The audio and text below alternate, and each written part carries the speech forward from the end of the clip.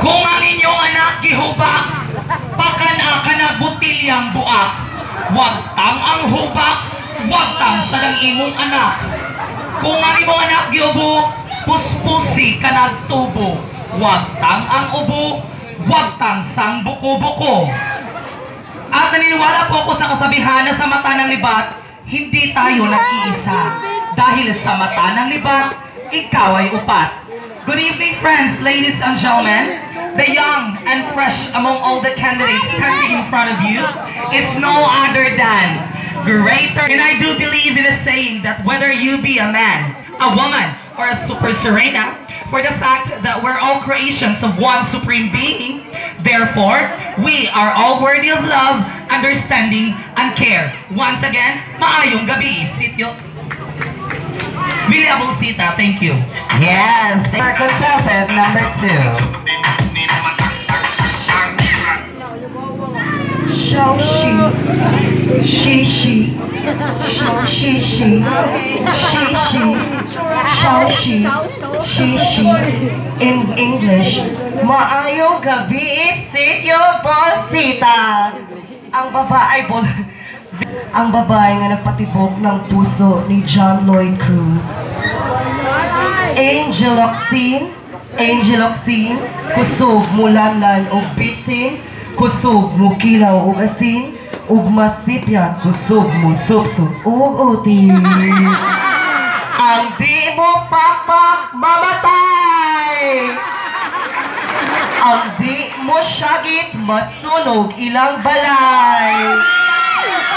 This is Daj Lopez Brackenbush, 18, all the way from Barangay Bulacau, Talisay City, Cebu, saying that bahalag bugok basta bugdog boto.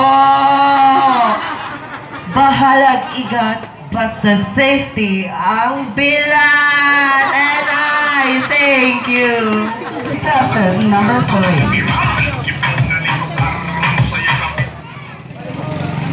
Kung ako mamatay, adto ko sa langit kay mo o anghel. Kung ang candidate number 4 mamatay, adto dyan ko siya sa langit, pero mo o kuwaklit. This is AJ Farah Davidson, all the way from Bisbali, Bulacau. AJ Farah Davidson saying, when brain and beauty is collide, then I am your undeniable result. Thank you and good evening. Three, let's move on to contestant number 4.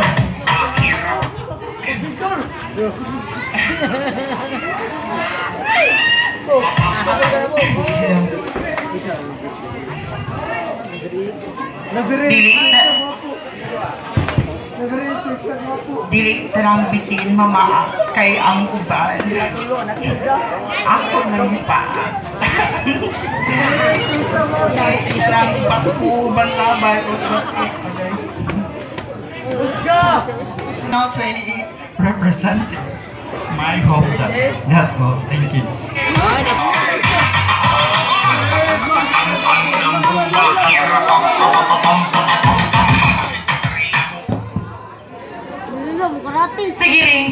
Sigiring.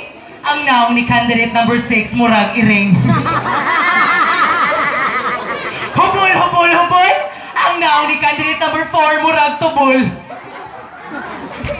Bago po ako magpakilala, nais ko po kayo kantahan ng title, anak. Naisilang ka sa sinilangan mo, laking tuwa lang matuwain, at ang kamay nila ang iyong ilaw-ilaw. At ang nanay at tatay mo, di malaman ang gagawin. Minamasdan pati pagtulog mo, kay nakasabo. At sa gabi napupuyat ang nanay mo sa pagtimpla ng gatas mo. Imong iya po kay gusto kag Milo. Ang babaeng nasa iyong harapan ay ang babaeng minsan nyo nang napanood sa teleseryeng Batang Quiapo. Yes po, opo. Ako lamang po ang magkasing sexy at magkasing beauty ni Miss Ivana.